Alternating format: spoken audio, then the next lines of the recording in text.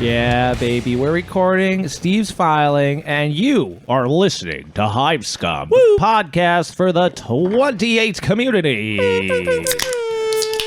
Holy guacamole, listen to those beautiful cracks on a beautiful sunny day outside. Well, sunny day. And I'm going to stay inside. Beautiful. Yay. All day. Monday morning.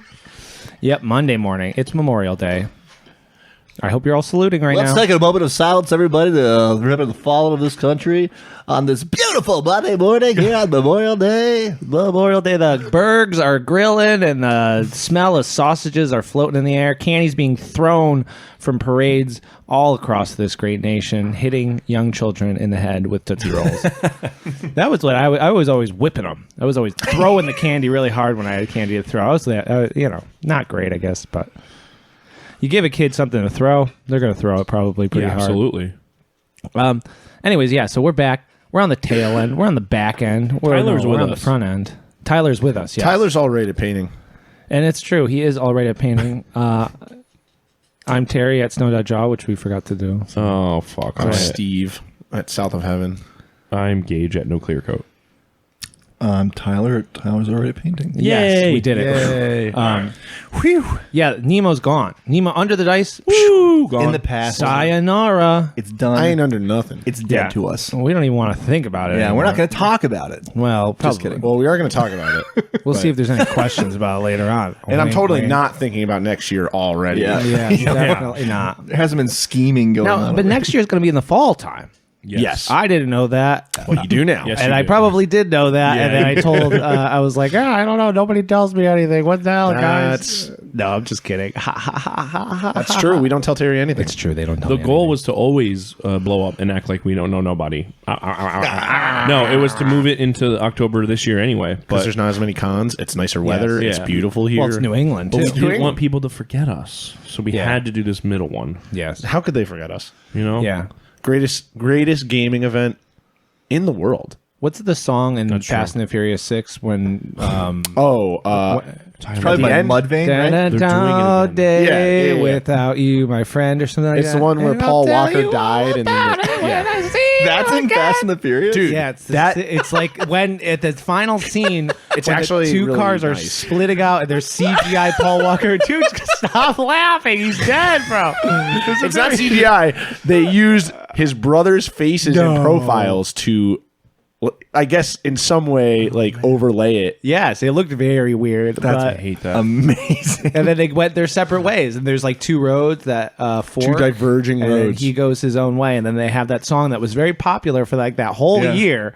Was the song that they played? I don't even know what song you're talking Yes, about. you do. Yes, you do. It's been a long day without you, my friend. Oh, Yeah. okay. You know what I'm talking Yeah, about. yeah. Yeah, we Thank you so much. That was like a huge meme song, right? Wasn't it? Probably because of that movie, though.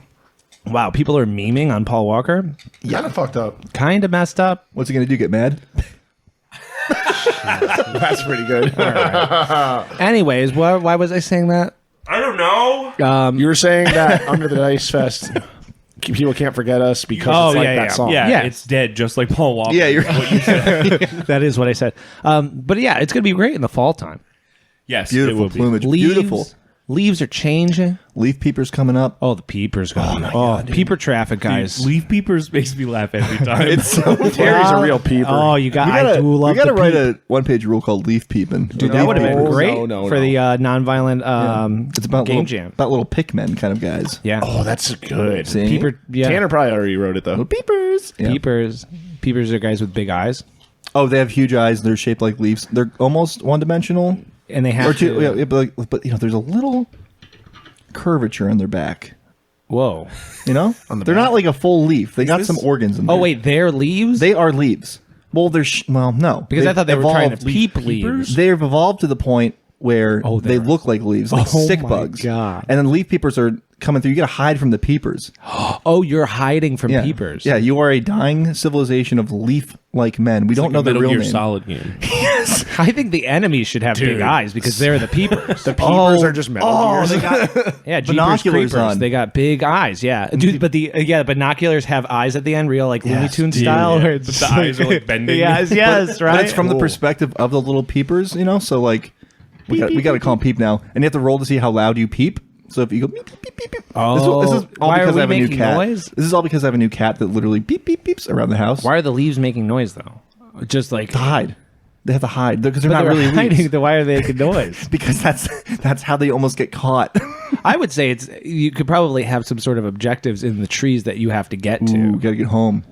or maybe sort of like collect enough leaves or something to take So, them away yeah. from the peepers. Yeah. Maybe maybe you're trying to shake the branches so that way the leaves drop.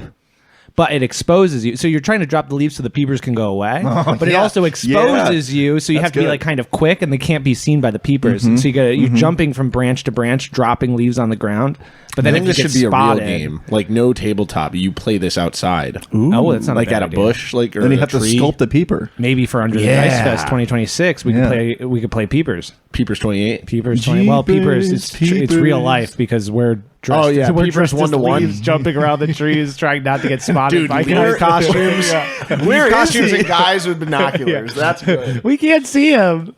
Hey, are the guys in Medieval Combat coming back? No, Yes. but we've got leaf costumes. Yes. so. No, it's not true. The HEMA guys are coming But also they're back. coming back. Yeah, but they're fighting as leaves. They're fighting as leaves.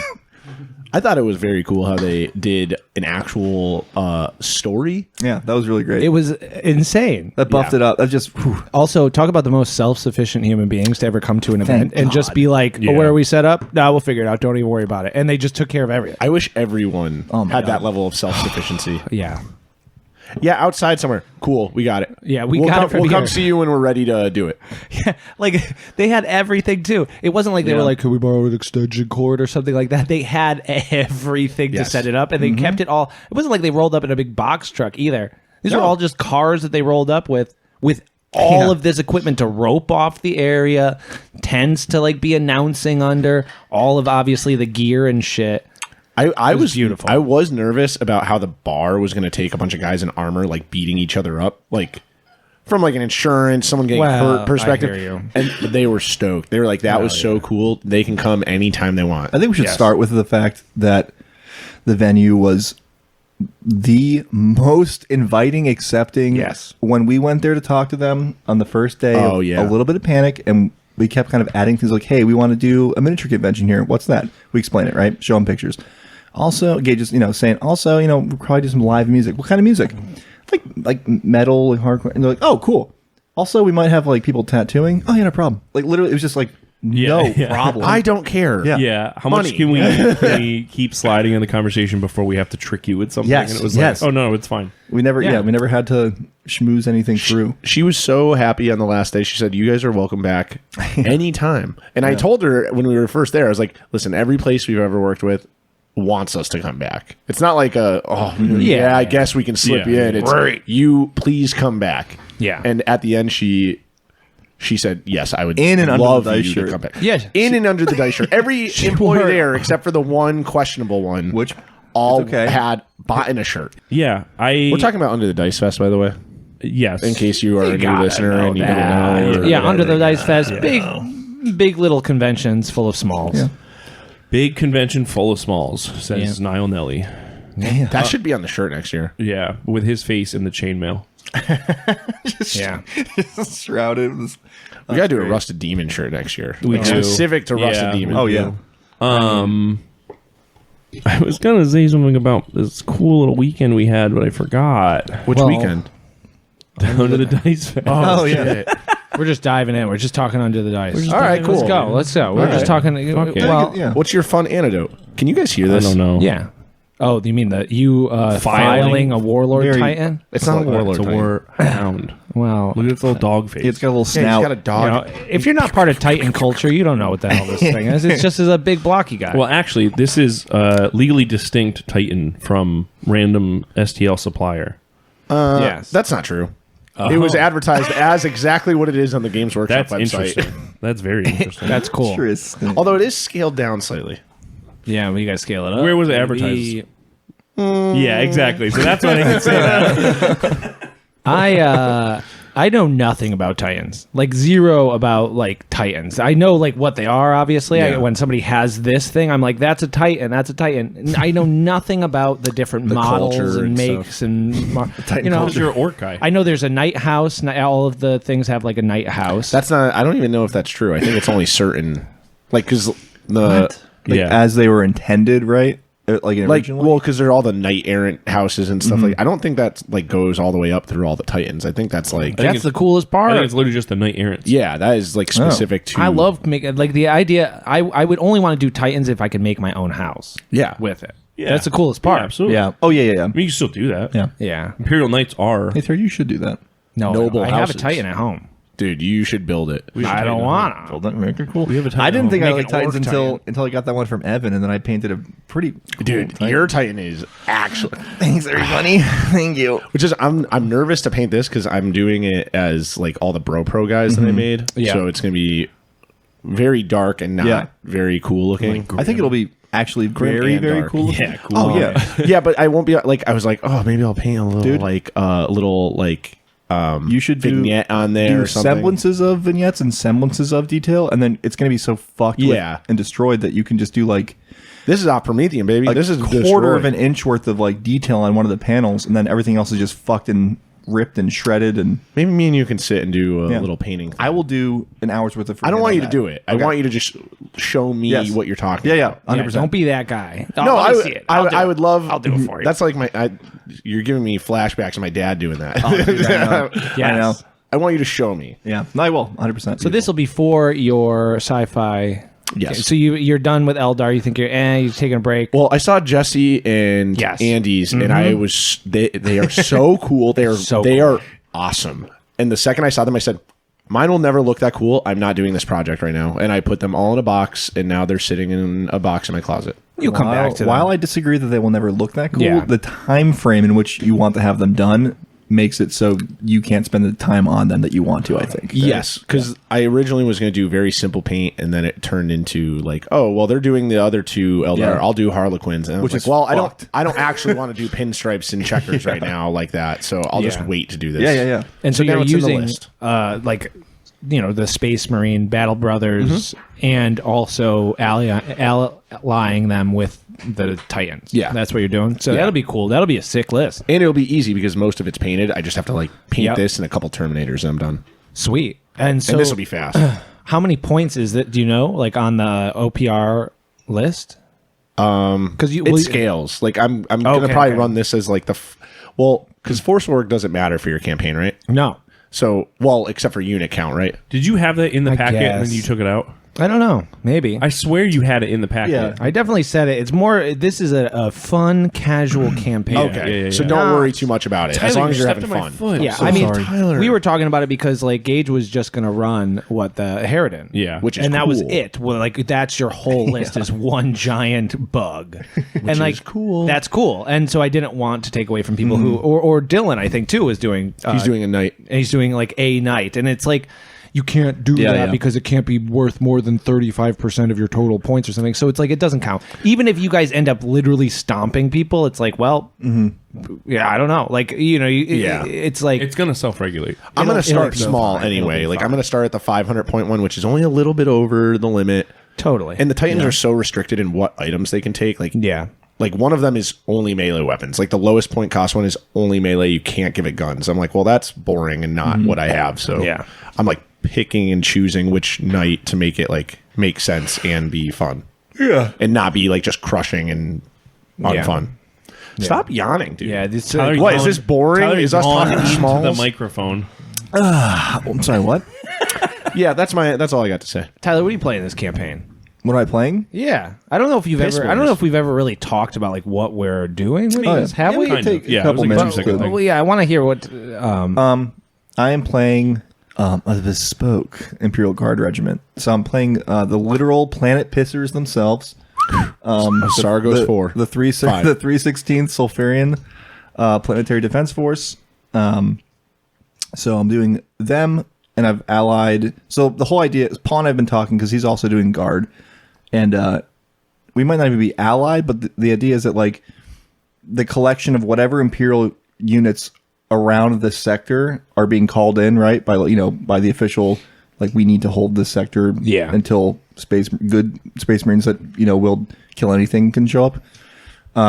So I've got the 316th Sulfurian, and then I'm gonna have like a couple other like random like PDFs and like a Steel Legion regiment and stuff. Well, platoons are in the area, so I'm gonna have like a main base that I can like pull from several different That's random, mostly like homemade PDFs and things. That's awesome. That's really very and my whole idea is that like I don't like my army is not cool. It's like it's what they had, right? So I'll have like once one of my sentinels dies, in my brain I only have 4 sentinels on the ship.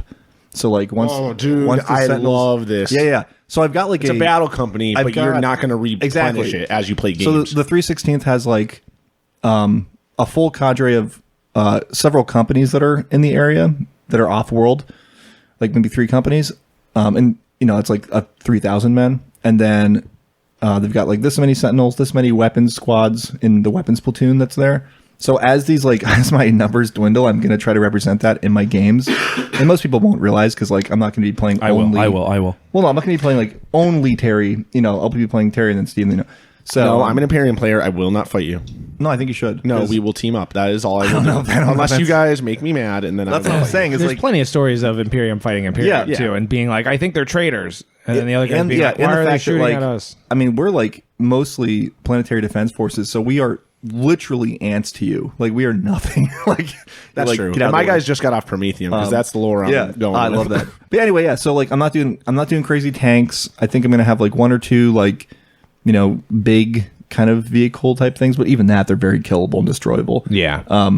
I might make up some like house rules, like not AdMech, but like repair station things to see if I can fuck with that. Just kind of have fun. But yeah, dude, that's humans, squishy humans that are going to be absolutely demolished. This is how every person should make their army. Yeah. You have a battle company of your full everything that your army can take, and then that's it. Yeah. I don't know.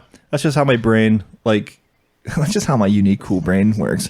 Yeah, you are pretty cool. You are unique. Yeah. But no, I just thought it would be a really cool, like, because this is so flavorful and like, I'm going to try to win the games I play, obviously, but I'm not like going into any of these games being like, I'm going to crush Gage. I'm the big guy here. My 3 cool tanks and my squad that's super upgraded. You won't. Are you going into it with like, I have 100 guys and each guy is named, and when they die in the game, I'm checking them off the list? Yeah, I've got like named. So like if like my first named lieutenant who's commanding the first collective, this ad hoc group, like the first game is going to be like very small and it's just him, only PDF guys, because they just happen to be in the area, right? And then the second game, like the main flagship comes in with the like the colonel of the regiment who's like overall command.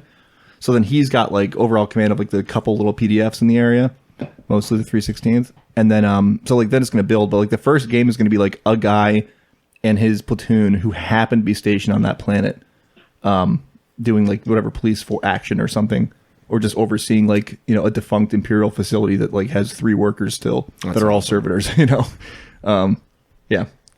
I really like that. Yeah, that's cool. So that's really neat. That's 40K, baby, dude. Yeah, I'm like I'm getting like vision. I'm getting visions of you playing like your first game against Gage. Maybe not Gage's first game, obviously, because he's playing BFG. But where it's like Tyranids versus Guard, and then you have like civilians on like on the map as the objective markers. 100. I mean, I've been making civilians because of like I was like, it'd be kind of cool to like maybe one of the games it can be like these civilians have an integral information to the Imperium. Not this, like, we don't need to save them because they're humans and we it's because they're important. It's because in their fucking brains, I know that they know how to operate this facility, and this facility is important because of A, B, and C. Yeah. So even if they die, we need to conserve their brains to put in the fucking servitors. Dude. And, Gage eats them. You are trying to rescue them. I would also love that instead of fighting over the same Mordheim crystals, we're past Mordheim crystals. Yeah. We're printing out new stuff. I got drop pods in the print right now. Dude. I got some good stuff. I just think it's going to be like I mean, this is such Terry has like brought this everything I've ever played in the 40K world has been like leading to this moment of like, I'm like, oh, this is what I actually wanted, was like such narratively based, crazy story driven stuff. Even if it's just for my own direction of my head, that like no one reads my little after action reports. It's so cool, man. No pressure, Terry. Yeah, dude. And if you fuck up, I'm gonna get real upset. His entire toy career has led to this moment. Well, then the cool thing too is it's like, okay, we're doing this like sci-fi campaign, and everybody's got their own stories that they're telling through their little guys. Then, we take a break after 3 months. Then you come back to it next year. And it's like you got the same crew. You pick up where you left off and you continue telling the story. And it's like maybe it's a different place. Maybe somehow it's like or it's just different stories in the same subsector, I just love because it's so vast. I mean, like the idea that we've got 20 planets that something like that? 20 like named 20 named planets areas. There's other planets too. But these are just like exactly. ideas, Well, like those 20 planets it could be 4 solar systems for all we know. Totally. As the thing develops. And more people can get called in, and like my guys might get mind melded with gene stealers for all I know. Yeah. They will. Who knows? Or like maybe like a year into this next year we show up and like there is an Imperial fist that is sent to assist my guys, because that realistically in the lore, like Space Marines are literally gods to these people and could probably defend a full planet against whatever. Like little dumb shit. So like they send like a guy, and they're like, "Cool, here's your help." Take it as this like 400-year-old old man who's angry and hates. That'd you. be like a cool ass story, because then he comes being like, "I'm the fucking badass," but then like, what if he, he's his first struggling. game is against 4 Death Guard Marines, and you're like, "Oh shit!" And then like the Imperial, like the troops then come behind him and like save his ass, and then they build this sort of like back and forth relationship. Would be pretty neat. It's cool stuff. And then they fall in love. And then kiss. Yes. I love the idea of the campaign living as like a constantly evolving story, like kind of how we did the AOS stuff where people would log their little tiny like paragraph note of battle. And then like I don't know. I've and like we're doing this for 3 months, but it's like whenever we play this, it's like my headcanon is this isn't Sardos. Right? Like this is where this is where I'm playing my 40k. Exactly. games. Yeah. Exactly.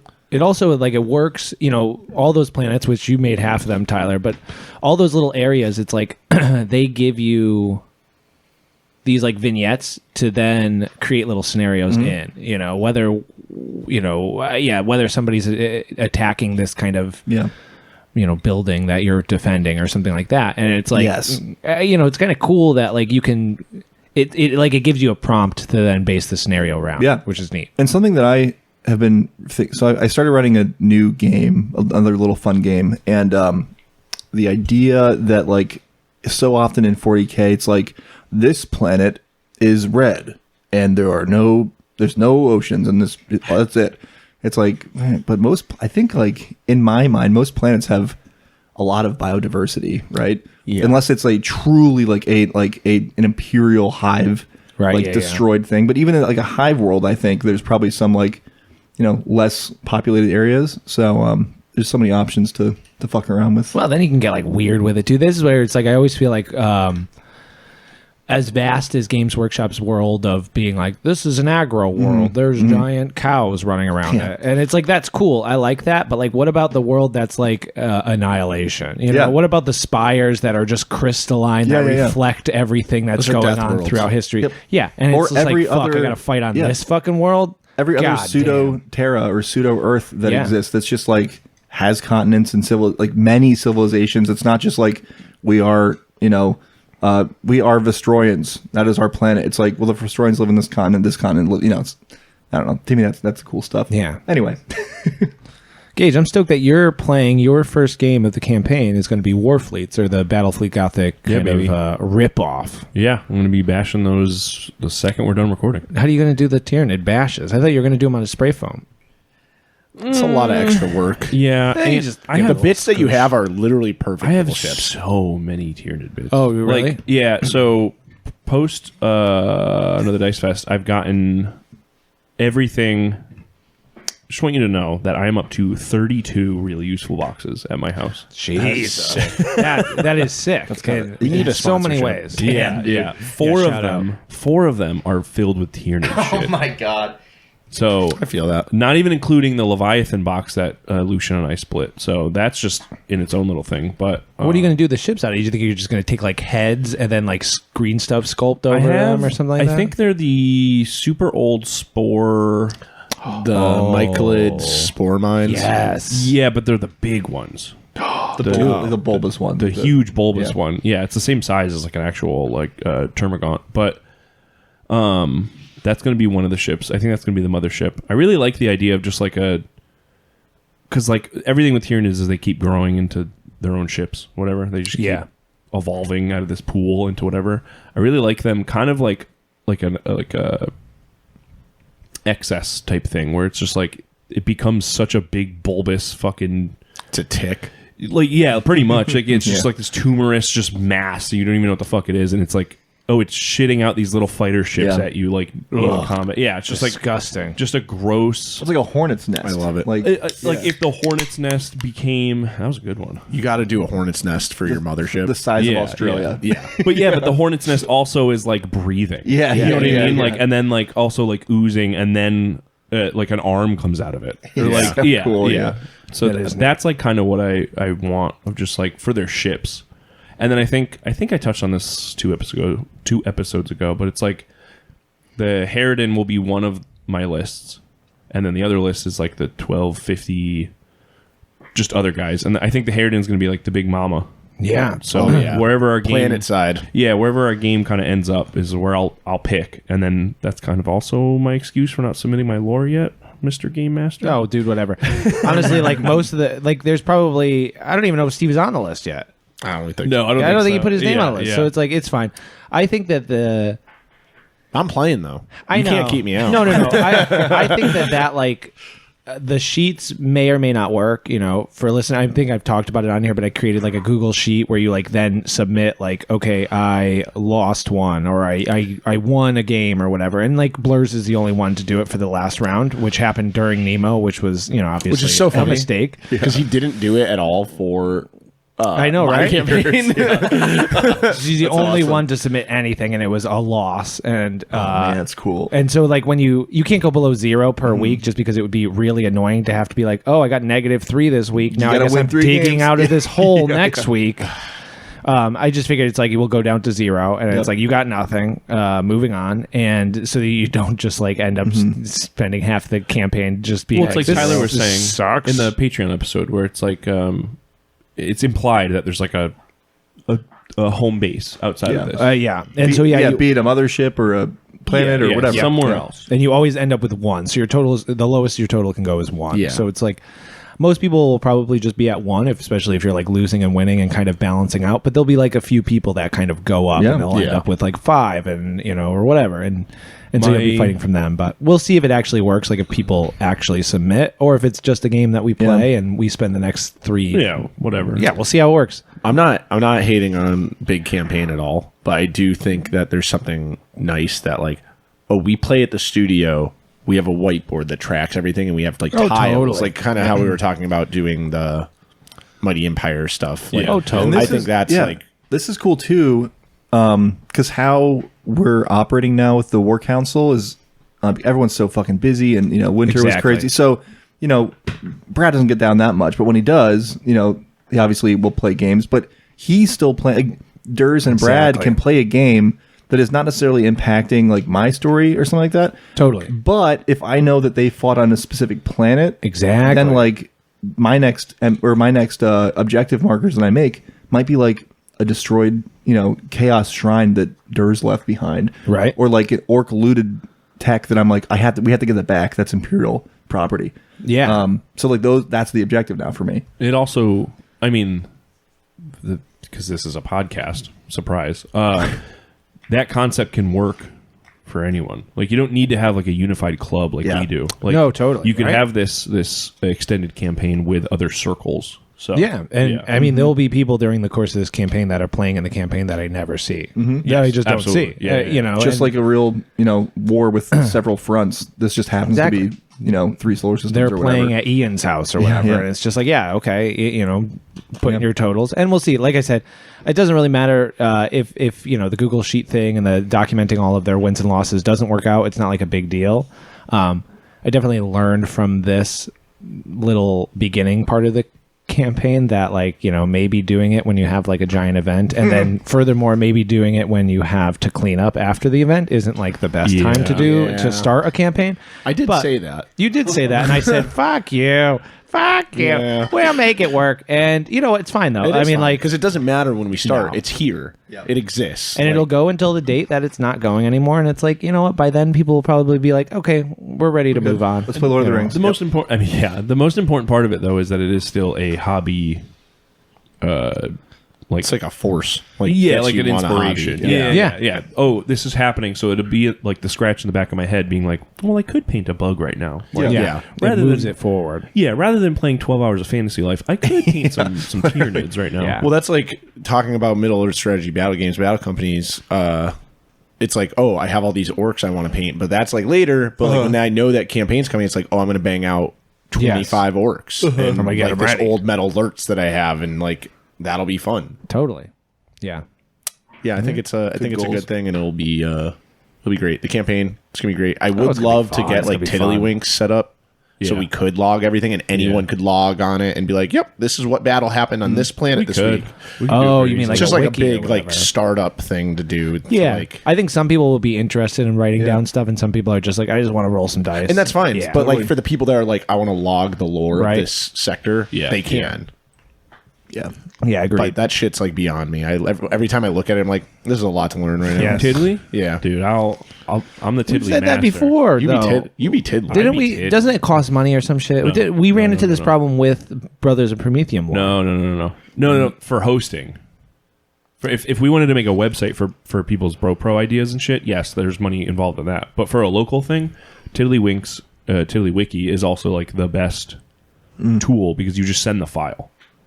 And whoever Okay. has the Hey. latest one, which we would. Yeah. I could Oh, do you it. want the file? You got to and you could set up an email like Yeah. auto response for Easily. Hivescum, where it's like Easily. if you send the subject line Sargos 5, it auto sends the updated thing. Yeah. Yeah, and I don't even know what the iPhone version of the app is called, but it's like $1, and it like dramatically changed my role playing campaigns. So What's it called? I'm gonna go find it right now. $1, dude.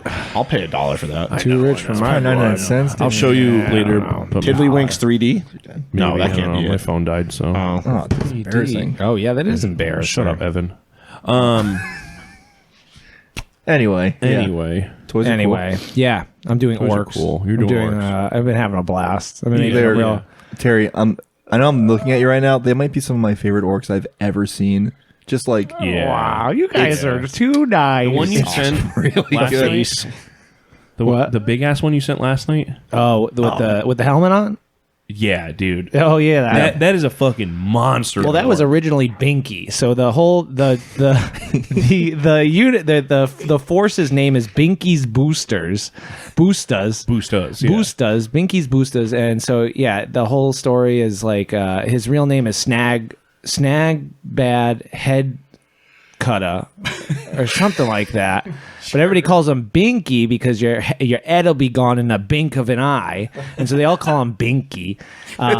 That's so insane. It's just like a silly little story, but now I've made a new Binky, so that guy I think is just going to be another warlord. Like he's the second warlord in command. one of the many orcs that want to be in charge. But it's just been so much fun, just like painting little faces on things. I made that Mickey Mouse flag on the back of that, like That's the shit that I'm talking about. It's so like early white dwarf, like fun, like Totally. Margaret Thatcher, banner kind of bullshit. Just it goofy. probably shouldn't be in the universe, but fits so perfectly in there. Right? Yeah. And that's why I was talking to at Under the Dice Fest. I was talking to our homie Kimmy Zerg for a while, and we kind of have the same brain about like just kind of bringing the silliness into it. Obviously, we both love Wanted Reward, which has that feel of just the kind of like silly sci-fi. Which, not to derail you. No, go you ahead and see derail. Did you see that fucking game they ran? Yes, Dude. yes, totally. That is peak gaming. I didn't see. It was during the regiments thing. Oh, that's why I didn't see it. I've got pictures of it, but Beautiful. Yeah. peak gaming. GM people all around them, all with their little notepads. Everyone's smiling the entire Dude, fucking time. Yeah. I think it would be better next year to have that expanded, but in the basement where it's a little bit I quieter. agree. Yeah. And they can play for a little bit longer because I think after a while, Tanner. And Gabe doing like will, 2 days maybe of an overarching campaign for him. I mean, because that's the thing I would play. I don't think I didn't play any games during Under the Dice Fest because it's like I think I would play Wanted Rewards It's for worth sure. it, yeah. But continue with your conversation with Kimmy. But that sort of vibe. So Kimmy Zerg had a burger mech in there. It was in the Rusted Demon case. Burger mech. It was like a insane. mech with 2 orc arms and a burger for a head. And like we were talking about it downstairs, and he's like, I don't want to spoil too much of like his original idea of like where this burger came from, but it's very just like brightly colored 90s style. And we were talking a lot about. He told me a lot of comic, like kind of underground comic artists that I wasn't familiar with, and I had all I had was like Linda Berry, who's a pretty big name, I guess, comic, like kind of underground, sort of wacky style comic book artist. But afterwards, now it's just like we kind of keep sending stuff back and forth to each other. But I want that feel of like that kind of goofy Saturday morning like cartoon in there, or like a Pee Wee's Playhouse kind of like a talking chair that like the And the guy who designed it all, Kimmy Zerg, was like, "Oh, you should check out Gary Panter, who was the one who designed all." I that just watched the Paul Rubin psycho documentary yesterday. Oh, really? And he's a decent sized part of the documentary. Oh, really? The whole underground punk scene that he, all that shit, and how like the punk shit led into Pee Wee's Playhouse. So yeah, and so it's like I want to kind of embody that. I want a lot of things with like goofy big eyes and shit, and like so the front of the truck I sculpted like a face on because the bottom looked like teeth. So I was just like, okay, this whole this truck will be like a face too, and the eyes are going to be painted like cat eyes. It's going to be really goofy. And a lot of that came from the Skaven army too. Like towards the end of the Skaven army, I was like, I want to get kind of weird. I want to start kind of pushing things in a direction that they don't typically go in. So I think the orcs will be good Because it's fun. yeah. because it's fun, and it's because it's like, well, I want to paint a little face in the back of the orc truck that's just like a guy flipping off, and it says like "back off" or something like silly that like doesn't really fit in the 40K universe. Oh no, it does. But that's what I mean. It does fit. It fits in the same era of like Space Marines sitting in the bar without their helmets on. Yes. It's like that kind of vibe. The orcs are all just British guys in a bar. Yeah, they're just like bastards, little bastards. Yes. And so that's Binky's whole thing is like he's just like he loves just cruising through the desert, and now I've created that new model where it's like he's holding like a chain with a hook on the end, and he's just Mad Maxing it, like chaining onto other trucks and then like jumping onto other people's vehicles to try and hijack people's. You should do a custom rule for him where he can hijack your vehicle. Man, wouldn't that be would cool? be sick. I think that's cool. It's sick. You hijack the Warhound Genuinely. Titan. Oh my god, he's just turning around. Each turn he's got to roll to see if he can continue doing it, or the pilot wakes up. It shoots him. Yes, Hooked in the brain of a Tyranid, and you're just driving a Tyranid around. Real Doom shit. Yeah, maybe I will. Dude, do on the something like Harridan. that. Oh my god, Yeah, on a that'd be sick. roll D20, 18 plus. He gets his Right? hooks in the vehicle for the turn. He can get thrown off with no damage That because sounds he's done it sick. so many times. Yeah, Yeah, if he's within 12 inches, he can just hook you. Yeah, dude. and then he's just a guy running on the ground while everybody else is in trucks. If he falls off. That's cool. Wait up! That'd be so sick. Yeah, I don't know. So I'm having a blast. I did kind of forget about the No Force org for this campaign, so because I kept being like, "Oh, damn! I wish I could have more than just 2 trucks." So now I'm gonna have Yeah, more. that's really good. It's fun. Well, I already have those 2 trucks that are going to be in there, and I have a set of bikers and deaf copters. Yeah. I for think the a lot- beginning list. The problem is the vehicles are so strong. Like they're unobjectively the strongest thing in OPR, and it's cool because it gives you that feel of like, oh, vehicles are important again. Yeah. But at the same time, it's like, why is my Chimera like controlling the battlefield right now? yeah. Which, I guess the easy way to negate that is like give vehicles a worse weapon skill for like, Or it's a transport, Yeah. it's a truck, it should hit on 5s, and like it can only have like a regular gun on it, Yeah. I mean, Knock down the HP. and can't control objectives maybe or something like that. I think probably someone at this table would be more akin to telling us the real historical reason for it, but I'm sure one vehicle changes a battlefield pretty heavily. Yeah, it's kind of crazy. Oh, if it's I've just- lived if it's that. just Me and dudes running Tyler around? lived Yeah. through that. Yeah, if it's just dudes running around, Yeah, You know, yeah. If I think like the shittiest tank still. yes, a dramatically. Renault, a French Renault in World War One. If that pops up in front of you, you're like, I have to run. I'm going to away. shoot myself. Yeah, I have to leave. Yeah. Like, So it doesn't matter. I kind of get it where it's like, yes, vehicles can dramatically change the battlefield.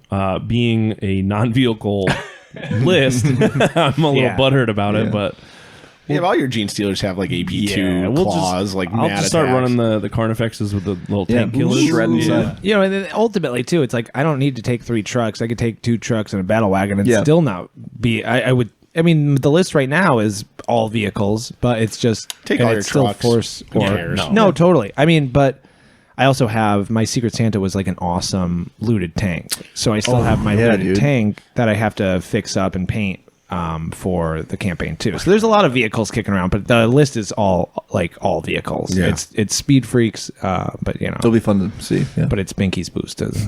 Pinky's Boosters. Yeah, they rock. Boosters. Do you want to talk about our favorite Under the Dice ship? I think before that would be we good. kinda skipped You know, that before yeah. we get into questions.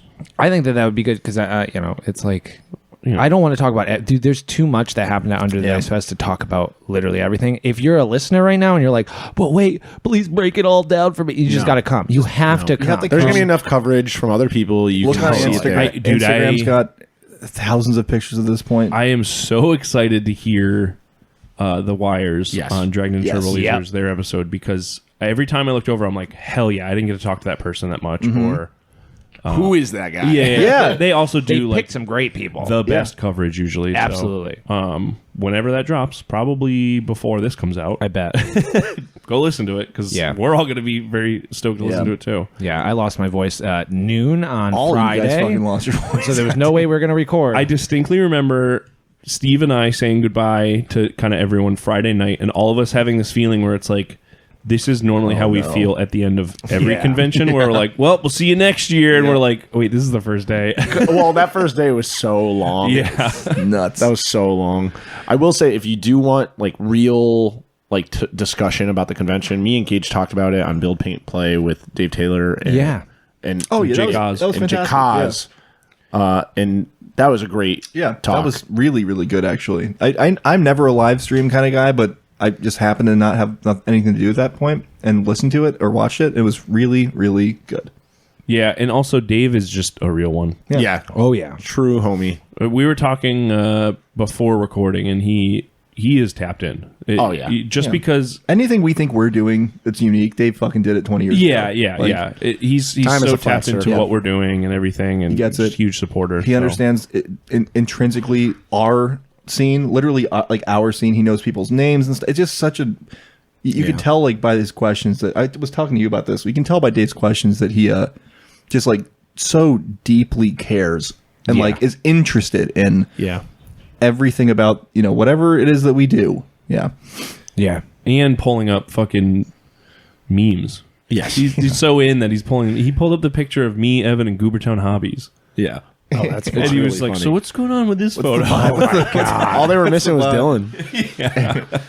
They yeah. And it was crazy finding out that Oz he's the owner of Alpha and Omega out in Quincy. And like that was the game store I was going to when I lived out there, and like he was super nice, super friendly guy. And he was like talking to me about that squid thing, like the giant squigoth at one point. Yeah. And like it was just funny to have it go full circle because I didn't know they did like I'm not tapped into a lot of other things going on in the scene. Oh, so it's totally. like Yeah. when he's like, yeah, come on, build, paint, play. And I was like, okay. And I see the guy and I'm like, oh, that's crazy. Wait a minute. I know you. I mean, he was like within 20 feet of us, all of Adepticon, and it was like literally never caught him. Yeah. So Yeah. So that was a great episode to, if you want to get like a little bit of the going ons at the con. Day-to-day stuff. Yeah. Well, anyways, Gage, before you put it on me, what was your favorite part of Under the Dice Fest 2025 featuring Nemo? Featuring Nemo.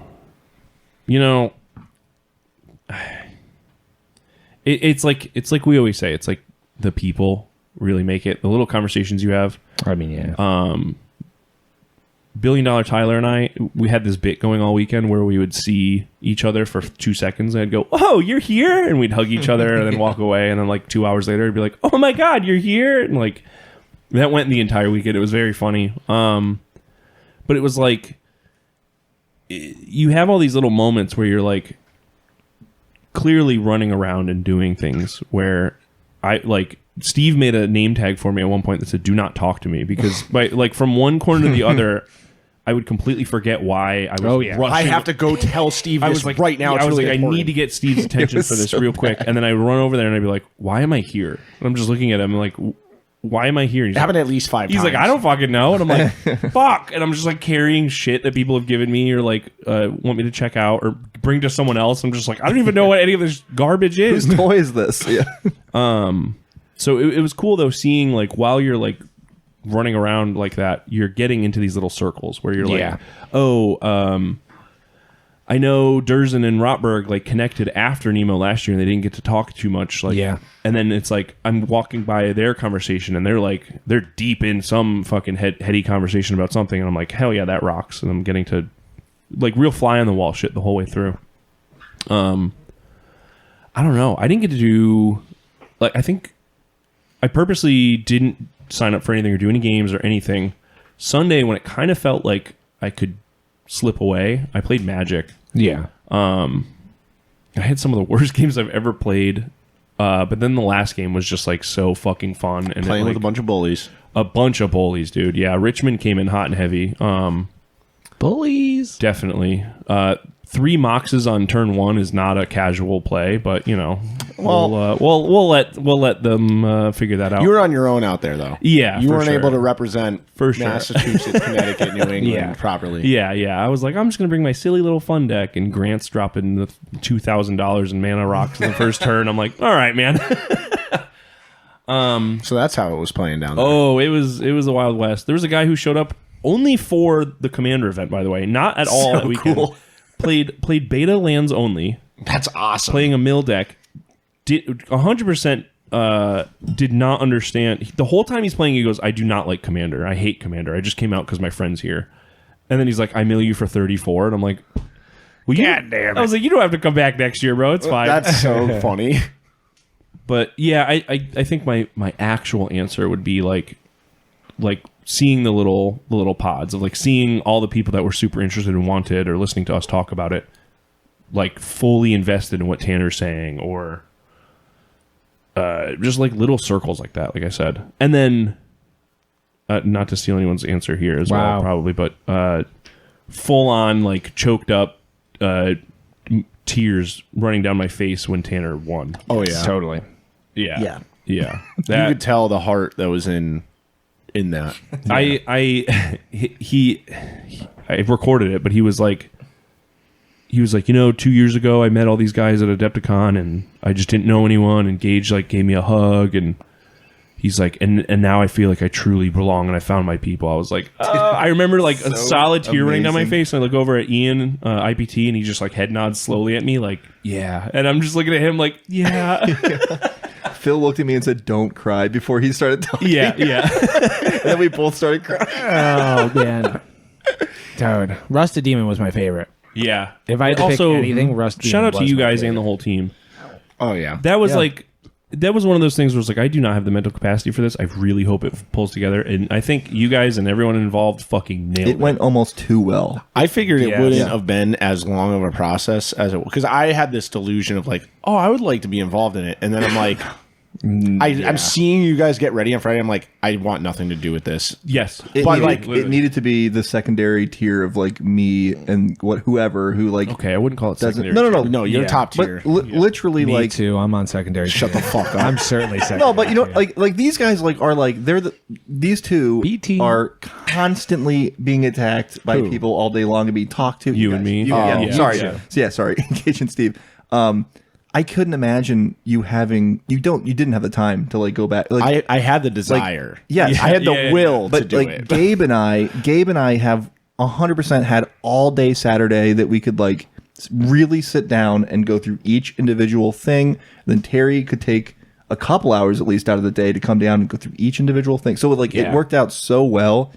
Yeah, you guys really stepped up there. Jesus and that, like, Christ, yeah. solidified the event. Yeah. And because I'm the only one that checks the Instagram, I can tell you it's the most commented on a thing. Every I single can person imagine. saying this is the coolest thing you guys have ever done. So I mean, it was like IPT came into and figured out a way to organize it. Yes. Because like we literally had a table set up and then cases set up, and then we were kind of like, okay, We'll see. Start bringing in your rusted demons. And then IPT came through and was like, okay, what you need is a taped off area for each different category. Submission. And so that way when the papers come in, you take a picture of them, you take a picture of the raffle ticket, you take the minis right on that. Then that goes into this pile and these go into the case. And I was like, dude, you've Yes. done this before. he came over at one point, like before, and he goes, "So I have an idea," and he like half explains it. And I'm like, "Yeah, that's it. That's the idea. That's you do the it. idea. You do it. Go do please. it. I'm gonna You go." sound so sufficient. I was right like, now. "You are on top of it. I am walking away." Yeah. Thank goodness. Yeah, Thank you goodness. guys absolutely killed it, and it's like from that first Adepticon that we went to, like seeing Johnny stuff and like, oh, we should do our own fucking golden demon, like, but not golden demon. Yeah. You guys manifested that Because it perfectly. Like Thank everything I had in my mind of like what I ever would want that to look like, what it happened. Yeah, thanks, man. I obviously it was a huge collective. Yeah. You guys, like everyone here included. But I'm truly proud of, like, I think we set out to have it be a hobby, thing rather than the painting thing. Obviously, I think that succeeded, but it really like ended up being a hobby celebration, our side of the hobby celebration more than anything else. And like, sure, there were like literal winners for each category and all that jazz. But I walked away on Sunday just being like, fuck, that could not have gone better. No. It like, I absolutely, like, I saw in everybody's face, like, I didn't see anybody in the crowd getting bummed out that they didn't win it. It's like, because who cares? It's a resin printed, or it's a printed. I'll send you the gives a shit? STL. Yeah, you can have your own. You can make your own. Which again, shout out Big Boss Red Skulls. Oh yeah, Yeah, Tommy yeah, was for a sure. fucking dog. Anyway, but like, I don't know, because like there were golden demon like pin winners in the case that didn't win any of the rusted demons for whatever reason, right? So like the amount of quality stuff in there was like there were like models that weren't necessarily like weren't converted but were painted to such a high standard, such a high standard that I was like, well, It could not be Yeah, we were like, fuck, like this really not, like doesn't necessarily hit the bill that we're going for, but it is technically better than anything I could ever paint. Yes. And everyone walked away seemingly very stoked on it. Like when we were handing out everyone's models, everyone was just like so thankful, literally thanking us for doing it. I mean, the winners, at the end of the day, the winners ended up being the best conversions, the best model. Like, you know what I mean? Like, really, honestly and truly, like, they took it to another You're talking level. about the winners, like the of, trophy. Yes, Yeah, of the trophy converting winners. and of modeling it. And then on top of that were some of the best painted models, too. And story was a huge part of it. Like, Absolutely. the storytelling, Shane's rats coming out of Yes. the storytelling of all the finishes in there that, where people went to that far. I mean, Tanner's literally had a story that he wrote with yes. it. With a It was a script, like a scribe, like yeah, but what the fuck? He dipped it in ink in that kind of pen. Yeah. Oh, calligraphy? Yeah, he Yeah, said it took calligraphy. 3 hours Yes. alone to write that story. like he's a lunatic in like the most Yes. artistic, beautiful way. And because of that, obviously, like he won the flail, and like all of his effort wasn't for naught. But yeah, I don't know. I'm just rambling at this point, but it was so No, cool. and it was all a conversation too. Like, Tanner won, but man, did we spend a long time looking at everybody's and Truly envious of not hearing that my conversation. goodness. Yeah. Oh no, it was bad. It was just like we all agreed on Tanner at the end, but the getting there was just like, Tanner's is beautiful, but what about this one's like? Look at this one and look at this one. Were all the winners like Look all at the, theirs. I mean, like were all yeah, the commended entries like were they all like 10 out of 10 from every one of you, or was it like It's 9s almost. and 10s? Oh yeah. No one They really were- had a full 10 across the board. No one had a full 10. No, there were people who got close. So, But- and the reason for that was, like this teeny tiny little thing, trying to be so objective because like obviously we ended up really knowing everyone's art. Yeah. But then everybody's style ends up playing a part too. Yeah. Like that end conversation was really tough because like, I mean, you think about me and think about Phil. Like, that's like a hugely different yes. Right, style. And like it was me and Phil kind of like that were the last two like going through. And we're looking at these models together and each giving our scores, and it's like, you know, he might be giving something a 6 and I'm giving it a 9, or vice versa. Yeah. And there he is. Hey, Phil just literally walked in the door as I'm talking about it. Speak of the devil. Yeah. And yeah, like Phil had extremely like good points that were absolutely. totally contrary to your points or my Literally. points. But both, I don't know. All this to say is we are going to do it again, and hopefully it'll be bigger and better. And even if it's not bigger and better, if it's still the same, it's perfect. Shout out Squared Paints just jumping in there. Because like honestly, we needed him to like have that conversation too at the end to kind of just get a totally The different literal point of view. end of the day, because he comes from such a different exactly. world. In So the miniature. technical, and we were. He is a kit basher. Like all of his stuff are kit bash. Yeah. It's just in such a clean. Like you almost don't even know it's a kit bash. Some of these models Gabe and I had been looking at since 10 that morning, right? And we're just like so in our heads about everything. And he comes in with a fresh perspective, and we're like, fuck, thank you. Like, new air is being breathed into this conversation rather than Gabe and I being like, A, B, A, B, A, B. You know? And I brought, because after Tanner won, I was like, well, you gotta smash something with that flail. And I was like, come to the studio. You can break whatever the fuck you want here. So him, Gabe, and Matt, Squared Paints came through. And Matt actually he has a ton of good ideas about everything, obviously, because he's from a different side of it. But to your point about story, he said next year put entry name. Yep. And entry name alone will just have such a extra, because it makes you look at it 100%. differently. Yes, Because even a Kit Bash Terminator, you know, like Space Marine Terminator with the entry name like the Downfall or something like that, adds a lot more to that story rather than just a guy in blue armor. Oh, that's going to make it very fun. That's awesome. Next year. Wow, thanks. Great idea, Matt. Way to make our life 10 times harder. There's going to be a million ideas. I know we're going to sit down at some point in the coming weeks to like do some kind of meeting and review everything and like think about it, and like, you know, it'd be nice to do a top 3 instead of just like one in commended entries, but I do really like how we did that. Yeah, I mean, it worked out nicely. And shout out Slade too. Ex Obscurus. The reason we had commended entries. Yes. Yeah, because we were Slade we only had enough time and trophies to do first place. Even went out of his own way to do this. Yeah, I would say even with the second largest printer in the world, those prints still took 9 hours each. Yeah. So a lot of resin too. It was always the plan to have ideally the ideal would be like, you know, first, second, third, and then like a handful commended for each. Yes. But Slade having made those the woodcut pennants. I think there were. Yeah, they were. Are they resin? Right there. Or FDM maybe? Yeah. Okay, sorry. Yeah. But Slade rules. Message us if you want more information about the stuff or want more pictures or look at Instagram. I don't know. Yeah. If you want to do your own competition, though, go kick rocks. Yeah. So that was your favorite? That was my favorite. Yeah, that was by far my favorite part of it. What about you, Tyler? My favorites, well, pretty much everything I experienced. I've got a couple personal ones. I guess they're all personal. Personal hour. Playing 10 Candles Oh, that looks so special. in a gazebo at night while there's a insane rainstorm happening with, you know, a couple very, you know, dear people to me, and while live dungeon synth is happening inside. So when the show was starting, I said, Shane, can you please just move closer to the stage? I don't think people are gonna like really move up for this. They just want background. And he goes, yeah, dude, of course. Of course. So we moved all the tables. We move them up front. Sound check starts. You can't hear anyone. I can't hear my thoughts, let alone. Yeah. So an intimate game. So I felt overstimulated during any music performance. When it was like, I think after Gabe finished, I looked over and the table was gone. I was like, fuck, man, I feel really bad. And then I came outside for Sepulchral Blood, and I was like, oh, holy dude. shit, I was like, I've never been more envious of anything in my whole life. It was, I don't know. I'm not going to talk about it. The game was phenomenal. The game itself was phenomenal, and then Shane's hack on top of it just put it. It was the best one shot I've ever played and might ever play.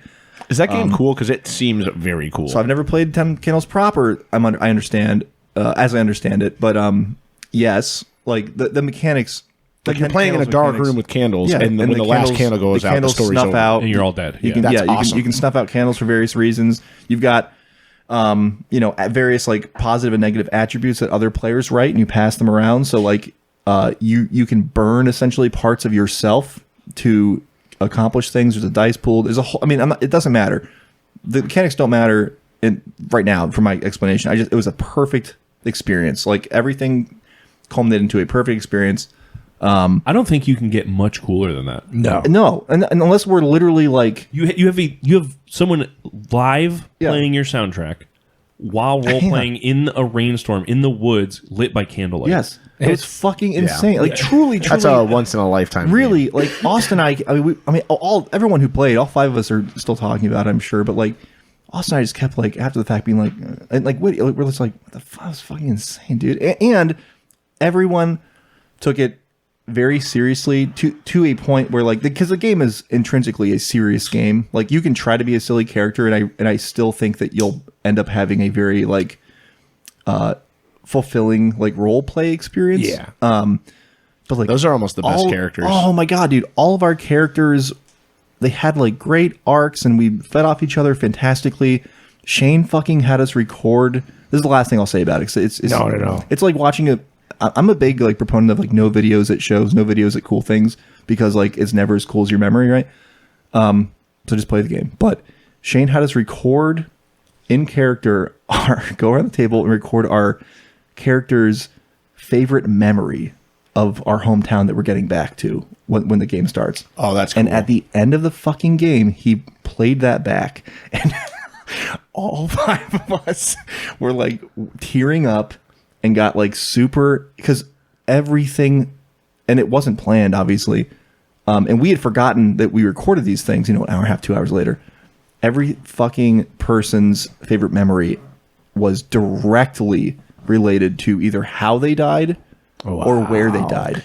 Did Shane do that, or It was just the role play naturally. I happened to have been strangled by a character whose favorite memory was at the place I was strangled. Like, oh, that's so, cool. like, Right? Dude, that's insane. I want to hear the deep he story. killed- I'll tell you guys later. Yeah, but like he killed me on the beach or near the the shoreline where his favorite memory of is watching him and his father watching the sunset.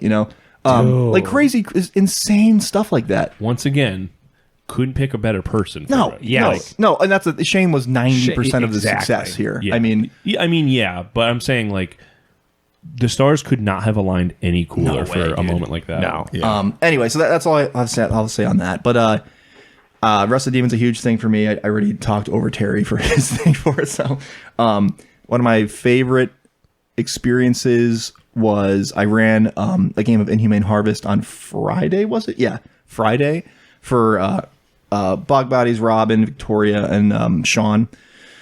And Sam was watching too. I did it. It was very like RPG, like more of a role play heavy version of the game. It took zombies out, so like took half the zombies away at the beginning, so they could have more of an experience like playing against NPCs, and not worry about getting swarmed the first turn, kind of. And it turned into a really fun, like very energetic game where like they were their character. Oh, and Slade. I'm so sorry. Slade was playing too. He was playing a person wearing another person's face as a mask. So he was a bad guy. He was technically a good guy.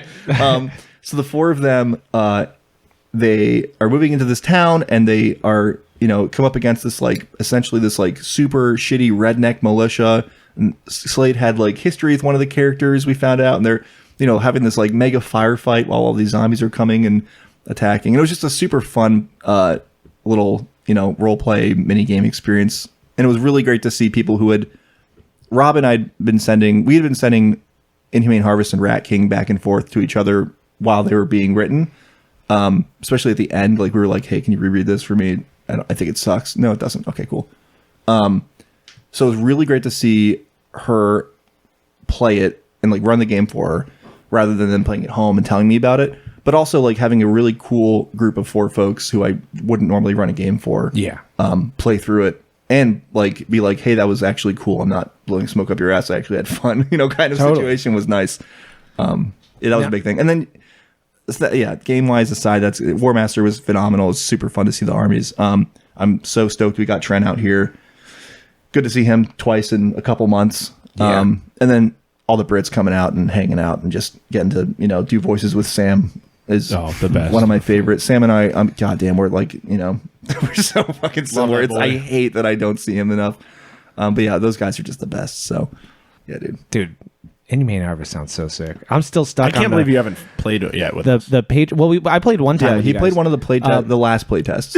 I'm still stuck on from the Patreon episode. The talking Campaign about idea. yeah. Oh, yeah. Dawn of the Dead. Yeah, if you want to hear about All- a potential Inhumane Harvest campaign, It's coming to the studio. It's And I'm such a so cool excited. idea. And every time it's talked about, just like Yeah. having those little like, Walking Dead comic book kind of like role play moments. That's like, I'm like really two things, amped guys. on it now. Two things, everybody listening. Read the Walking Dead comics, and you should listen to the Patreon episode. It's actually pretty fun. I also have a gas station I can paint up. Yes. So anyway, I have all those Corvus STLs. I have every Corvus modern day Are you gonna paint it STL. like a Pride, or are you going to paint it like a Cumberland Farms? I I believe believe it's it. I Sunoco believe with the it's, Dunkin' Donuts attached. Yeah, I was going to do BP with some oil spills. Anyway, no, it's got some like stupid like plastic land, stupid things. So, but it's some print I Oh, bought I off of can't Etsy. wait. Oh, I can't wait. It's gonna be cool. I want to make like a little guy for it.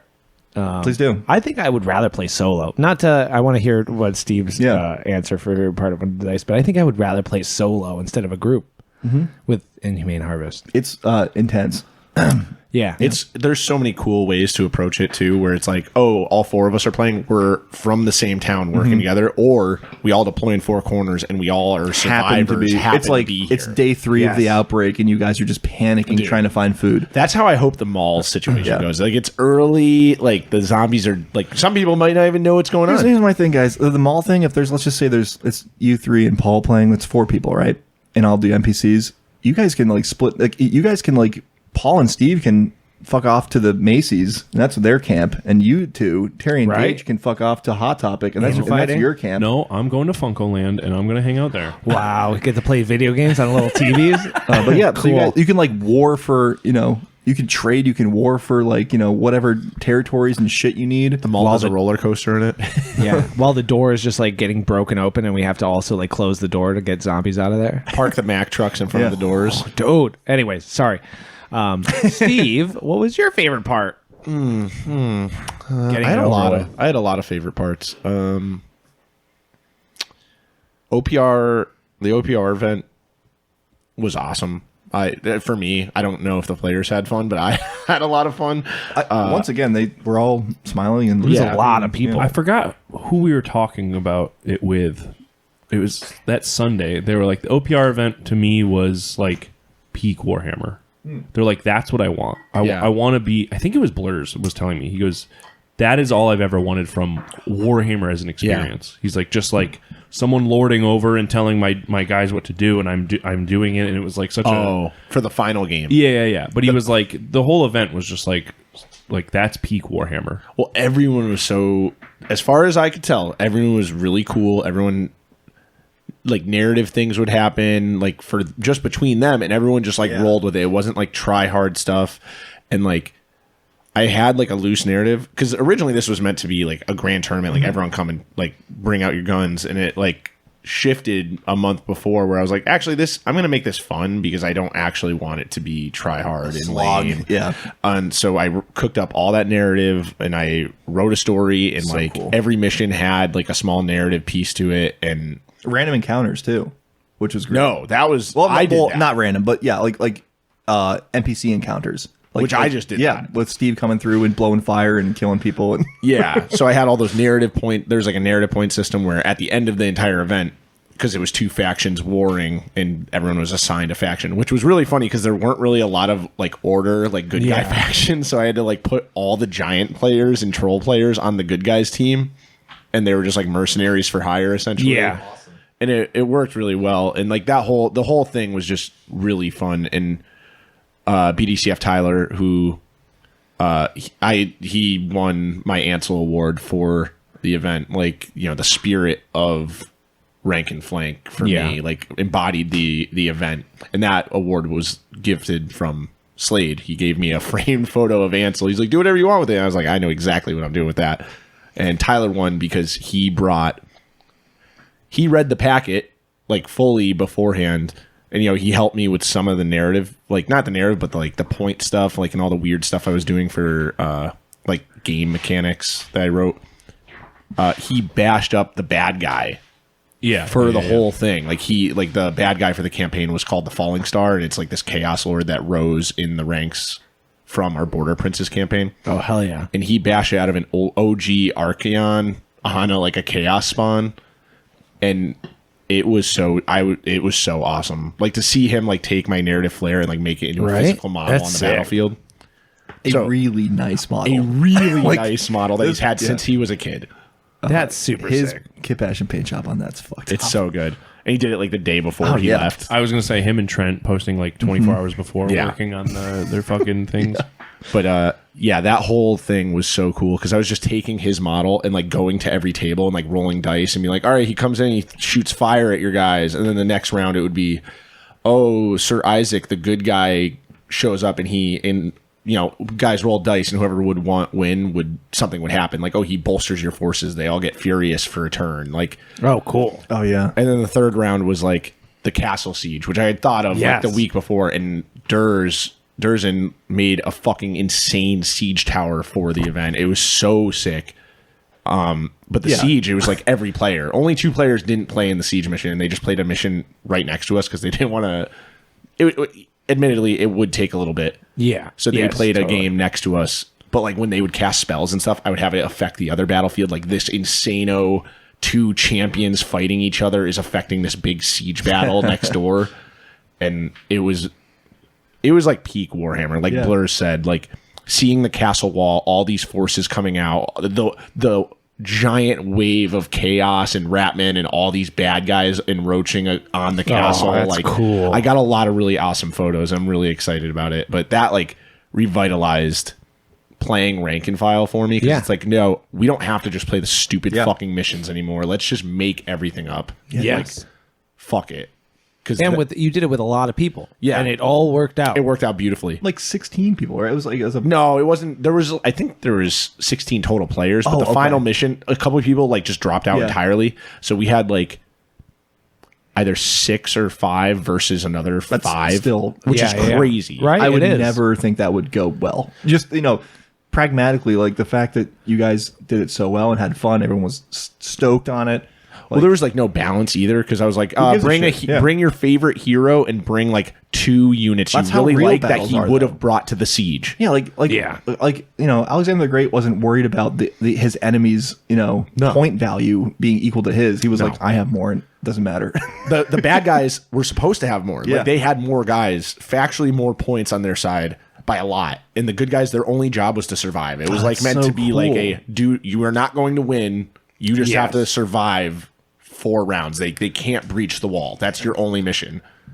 And they did it, and good guys won. That's so sick. But they lost because I did it the game didn't really matter. The narrative points are what won the campaign. Yeah. And Adam, doing apathy, spent all of his narrative points shooting a cannon every turn.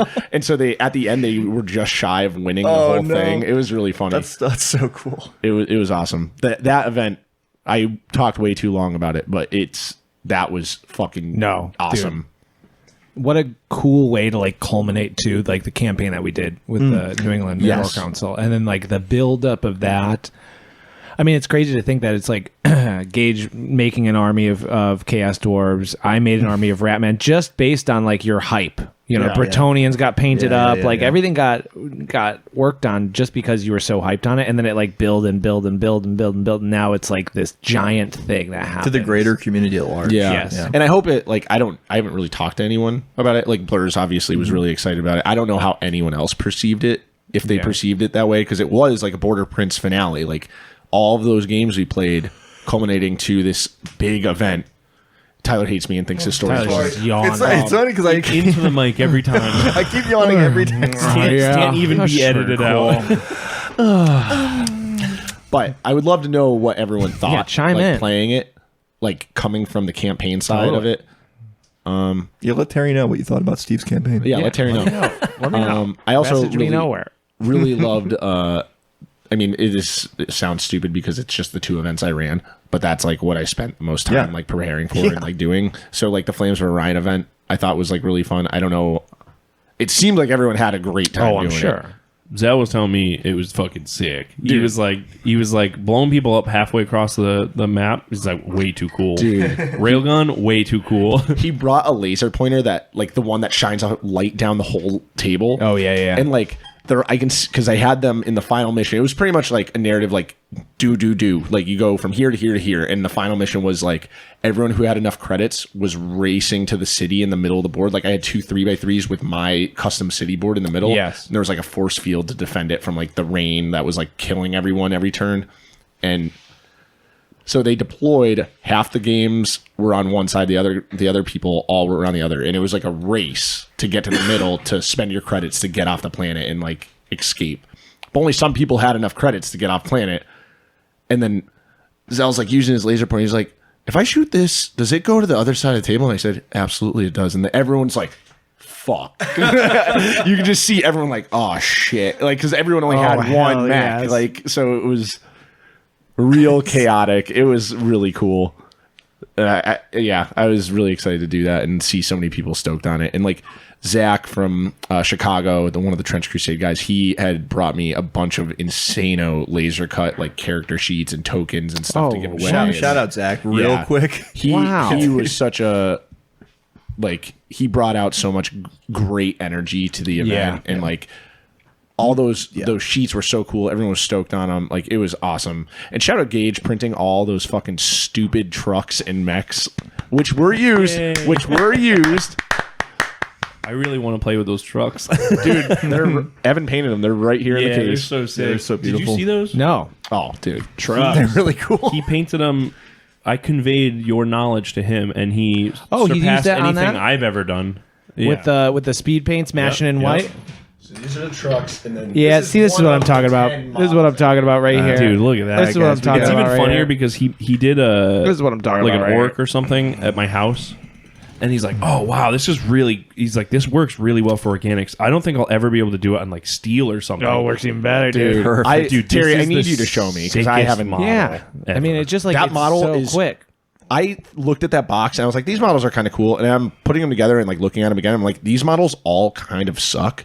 And then he built that. I was like, oh, no, they're cool again. Nope, Yeah, they're perfect. really sick. Yeah, dude. Yeah, man. I mean, yeah. And the whole warband was painted in under 10 minutes. Yeah. Yeah. Yep. Yeah, wet speed paints, mashing the whites. How did your because class go? Class went great.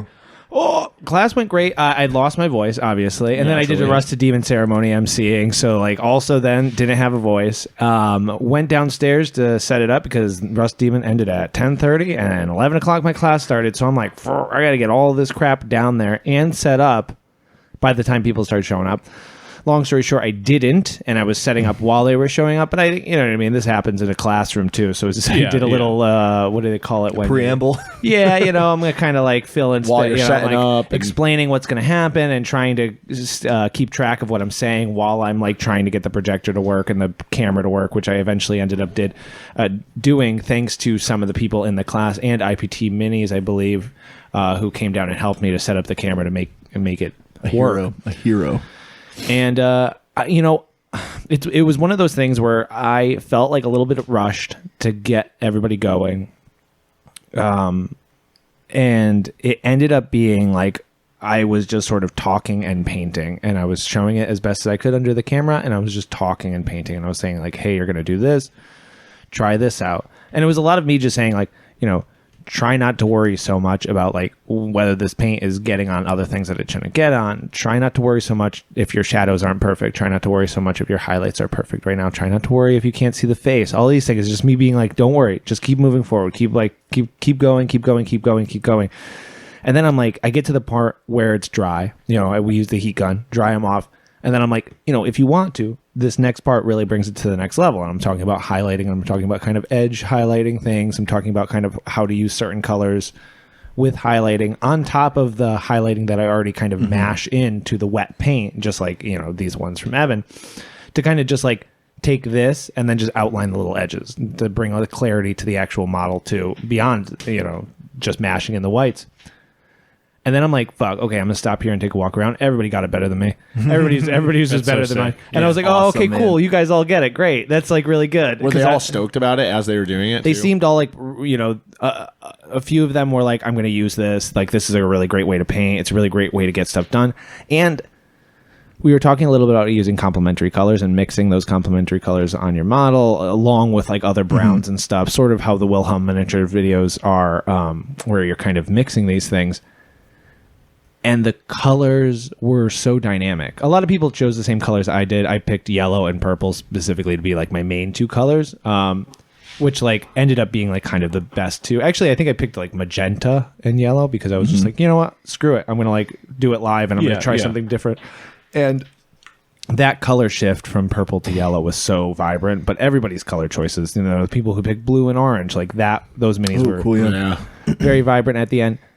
Everybody, I think, had a good time, and everybody came out there with a fully painted the base rim mini in 2 hours, and we were done. And everybody wrapped up and helped clean up, and started to help clean up in that 2 hours. It was like, I think that people got the idea that it's like, this shouldn't take you forever. This is quick. No. Terry, you got to do this at Adepticon next year.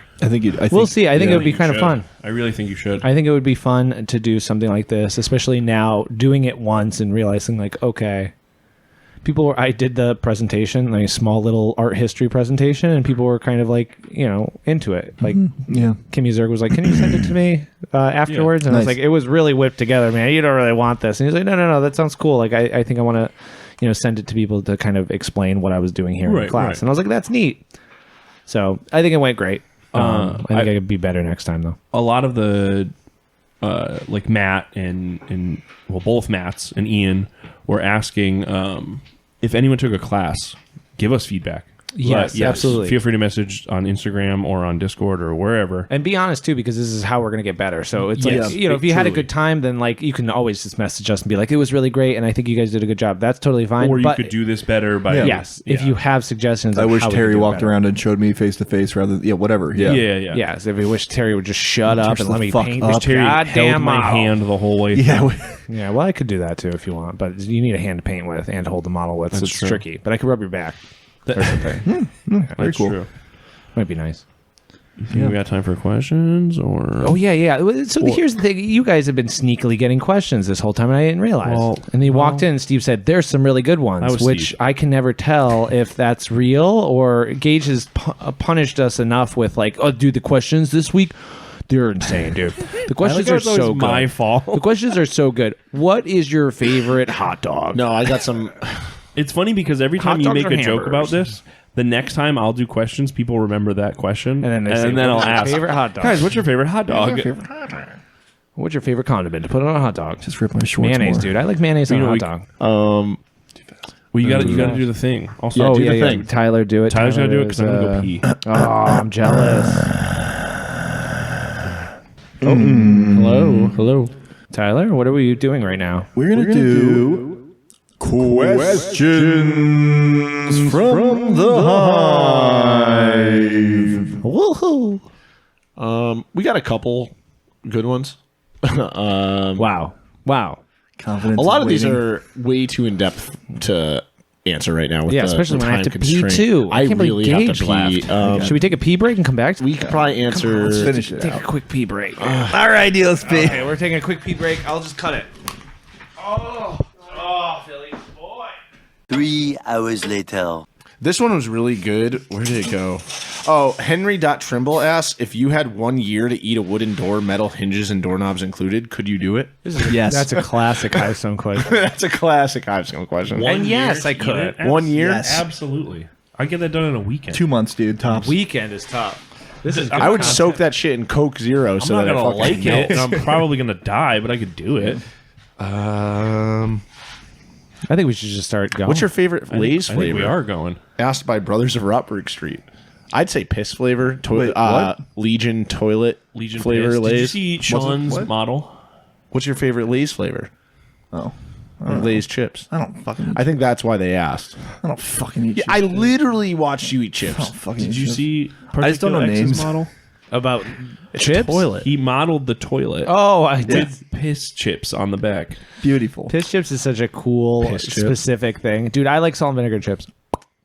Yeah, I like flavors. I don't know names of chips. Salt and vinegar is great. What do you mean? Wait, are we Salt saying and like pepper. different brands? It said Lay's Lay's. specifically. Yeah, so I don't know. I don't know Salt what that and vinegar. means. But Don't act. no, I really don't. I've never heard of couldn't Lay's tell you chips. What's a kind of chip you like, Tyler? like salt and vinegar. Okay, Lay's salt and vinegar chips. Sure, There yeah. you go. Is this your first day living? I'm like, yeah. Don't act too cool for I'm not- chip flavor. I'm not trying to be cool. No, like genuinely though, like if you were to say like Lay's so and so is better than I don't know, Sun Chips so and so, I'd be like, okay, this means I don't care. I just eat chips. Sun chips rock. Sun Chips are my favorite. Sun chips are good. The That's Cheddar a brand Harvest. I do know. What's the Canadian all All dressed. dressed? That is shit's good. really good. Those voodoo chips are really good. The Cajun flavor ones. The Zaps one. Yeah, the Zaps. one. Because there's Dude. milk in it. That's why you like it. I don't think that's why. They do taste like they're milky. Yeah, I can't have those ones. Yeah. Someone named Danny asked, how do you get out of your own headspace while crafting? And in parentheses said, I just always think everything I do sucks. Here's the trick, right? Everything you do Sucks. until you're done with it. Yeah. All right. Okay. You have to this is put. You good. have to push through. How do you get in the headspace, though? You try something new every time. I mean, that helps. That Because if you suck at it, it's to be expected. Terry 100% changed my mentality when it comes to hobbying, where it's like, okay, just keep on pushing. Like you're gonna hate this, and then you will inevitably have something that clicks, and then you will enjoy it, and then you will find a project that you can start pushing through and enjoying it. It's like I still want to print it out for the studio, but it's like anything creative has like 4 steps, I think it is. Yeah, I love this. I hate this. Yeah, literally, first step is like, this is fucking awesome. Second Great step idea. is like, this is okay. Third step is like, this fucking sucks. And then fourth step is, this is fucking awesome. It's like, you're going to go through those steps. Time's a flat circle. Keep, And that's true. Keep on keeping on. And I just mean- change it up too. I mean, like, Yeah. you don't have to just because you want to finish a big army doesn't mean you have to finish it. One squad after another. Change it up. And I think it because they did say crafting specifically. It doesn't necessarily mean models. Yeah. So it's like, Yeah, absolutely. I think like taking in a lot of different media, like Definitely. media influences everything I do. Every model I make, every craft I step do you is take. influenced in some way by something I've watched or something I've listened to.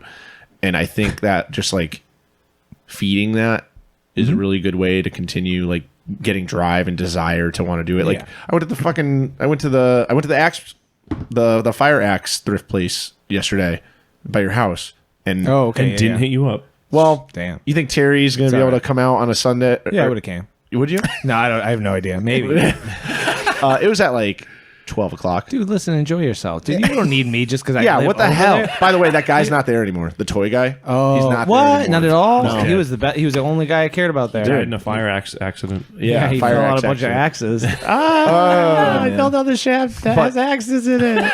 That being said, when I go to, and like I see all these cool little things, I'm like, that's really cool. I want to try and go home and make that. Yeah. And like I just take photos of stuff that I'm like, I want to try and make that later. I want to try and like craft something like that later. And I think that's like I think that adds to the desire and like fuel to want to keep crafting and like push yourself a little bit more to do things that you don't inherently think of doing. Yeah. Totally. On that note, steal ideas.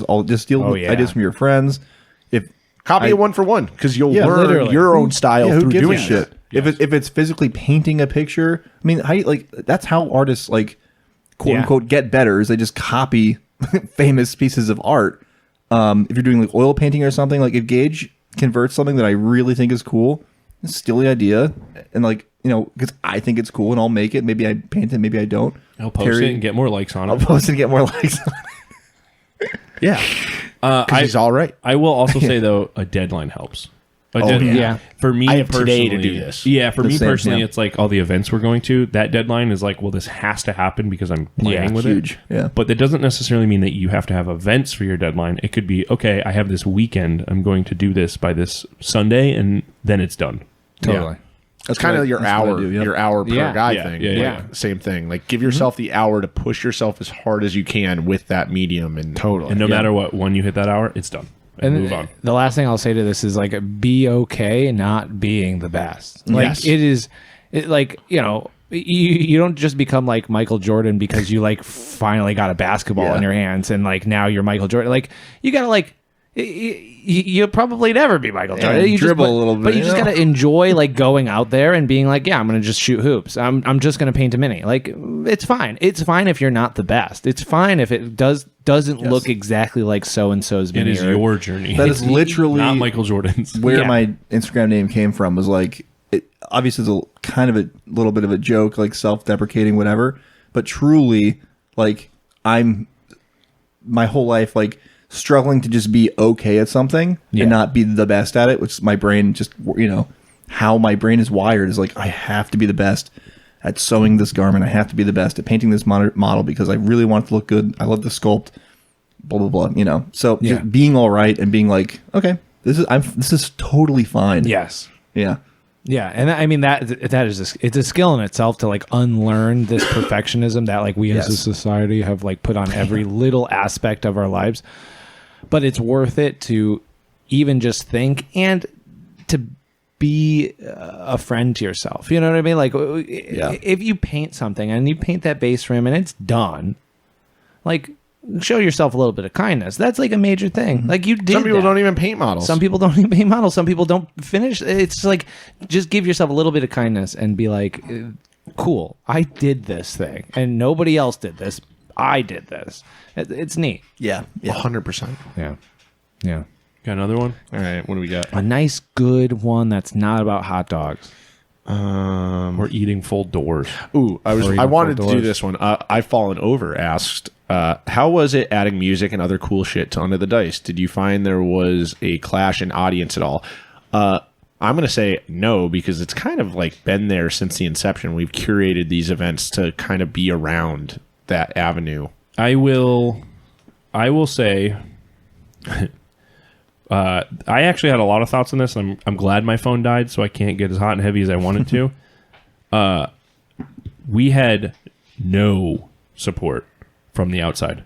Ever. With any avenue of this. There are people that throw shows that could not have cared about us at having a pretty stacked lineup for both nights. The Dungeon Synth show, especially, I was kind of butthurt in the moment about it. We sold a little behind the scenes here. We sold 4 tickets to that show from people that weren't coming. Not on Like top people of that showed yeah, up. correct. Yeah. So obviously you cannot throw a show with 4 tickets being sold. No.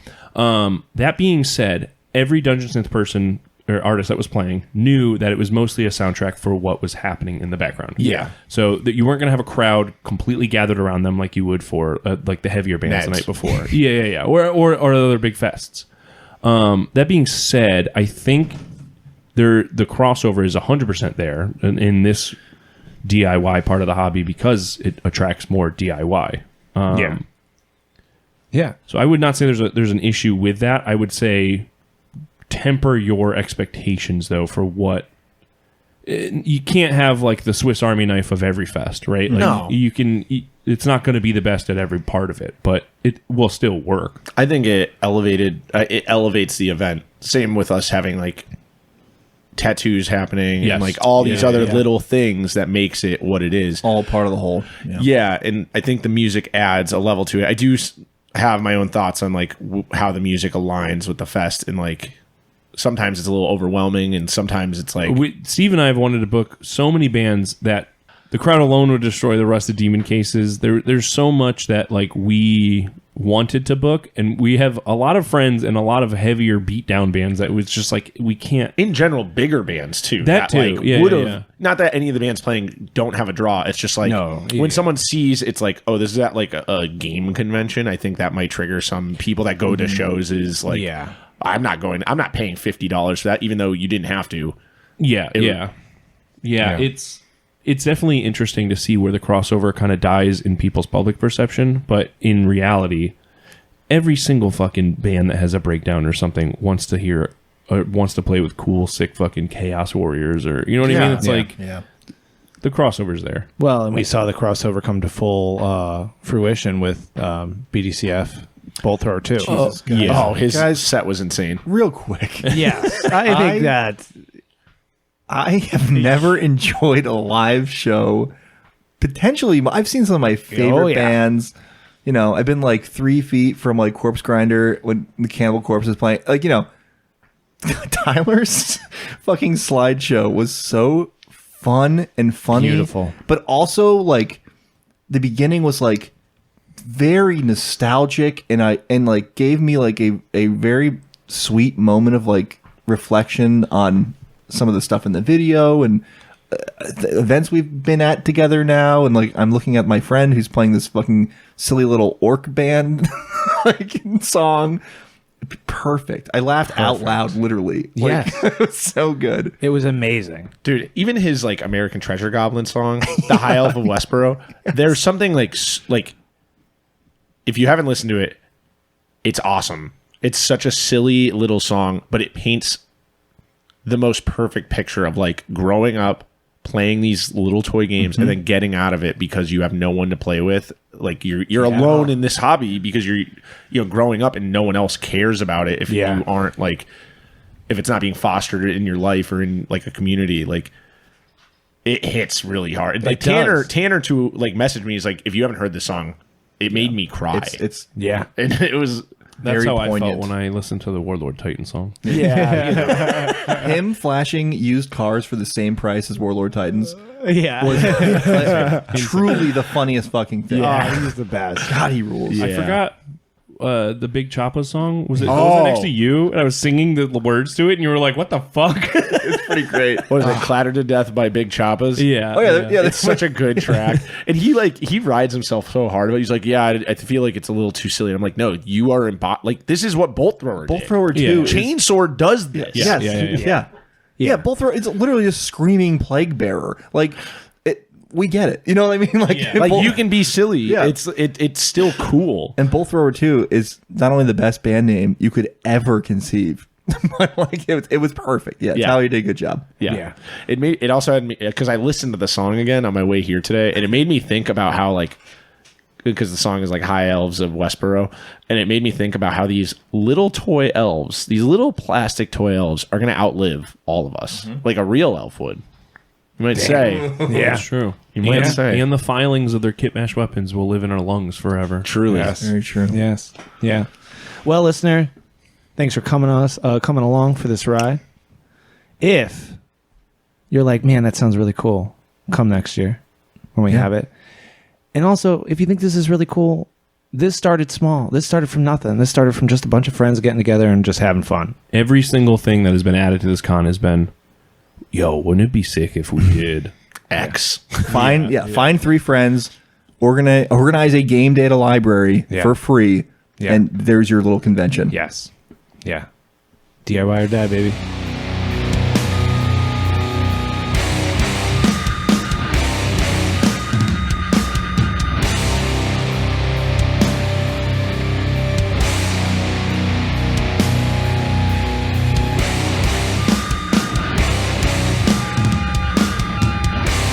Thanks for checking out this episode of HiveScom. If you aren't already part of the community, check us out at the In Rust We Trust Discord, which you can find down in the description below. If you have questions you'd like to ask us, you can find our Instagrams down below as well. Or feel free to ask away on the Discord. We also have plenty of extra content and other perks available to our patrons on Patreon. So if you're interested in helping us keep doing what we're doing, then you can find that description below as well. Until next time, folks, keep it grimdark and keep it grimy. Peace.